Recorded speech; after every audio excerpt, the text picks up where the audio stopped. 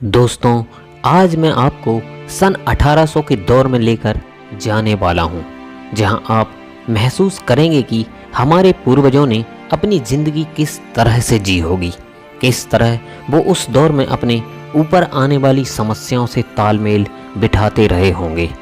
तो आइए जानते हैं आज से 200 साल पहले का हमारा भारत कैसा था।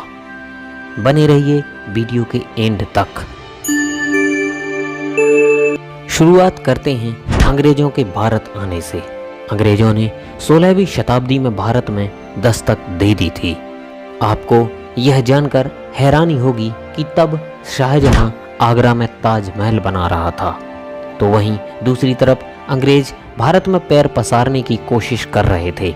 उस समय भारत में छोटे बड़े राजाओं के अलावा दो बड़ी ताकतें मौजूद थीं। एक थी औरंगजेब की मुगलिया सल्तनत और दूसरी थी मराठा साम्राज्य। अंग्रेजों ने इंतजार किया कि ये दोनों आपस में लड़ें। उन्होंने इसके लिए कई कोशिशें भी की और धीरे धीरे अंग्रेज भारत में सत्ता में आने लगे। इसके लिए अंग्रेजों को कामयाब होने में 100 साल से भी ज़्यादा का समय लग गया था। और फिर ऐसा साल आया सन 1800 का। आज से करीब 200 साल पहले और आज के भारत में करीब करीब सभी क्षेत्रों में बदलाव हो गया है। सन 1800 के समय भारत या संपूर्ण विश्व में कोई बड़ी टेक्नोलॉजी नहीं हुआ करती थी। हमारे यहाँ सभी लोग धोती और गमछा पहना करते थे और बहुत अमीर लोग कुर्ता पहन लिया करते थे। उस समय ज़्यादातर जगहों पर भीड़ भाड़ नहीं हुआ करती थी, क्योंकि पूरे भारत में लगभग 16 करोड़ लोग ही थे। पूरा भारत यानी कि अखंड भारत पाकिस्तान, बांग्लादेश, म्यांमार और अफगानिस्तान से मिलकर बना हुआ था। मतलब कि इन 5 देशों के विस्तार में सिर्फ 16 करोड़ लोग ही रहा करते थे।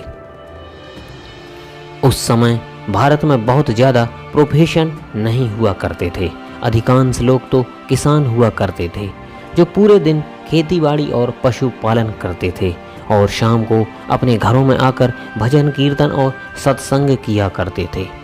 फिर रात में जल्दी सोना और फिर सुबह जल्दी से उठ जाते थे। यही भारत के लोगों की नित्य कर्म और नित्य की दिनचर्या हुआ करती थी। तब लाइट्स नहीं थीं, इसलिए शाम को भजन या ईश्वर पूजा में बाधा ना आए, इसलिए दिए जलाए जाते थे। कुछ लोग दूसरे कामों को भी संभालते थे, जैसे कुम्हार, धोबी, सुनार, ये सब। लेकिन इनका भी जब दिन खत्म होता था तो शाम को ये भी यही सब भजन कीर्तन या भक्ति किया करते थे। दोस्तों, ये तो थी गांव की बात। और उस समय इतने गांव थे कि गांव ही भारत को रिप्रेजेंट किया करते थे। शहर बहुत कम हुआ करते थे। शहरों की बात करें तो ज़्यादातर लोग मिलों में मजदूरियां किया करते थे।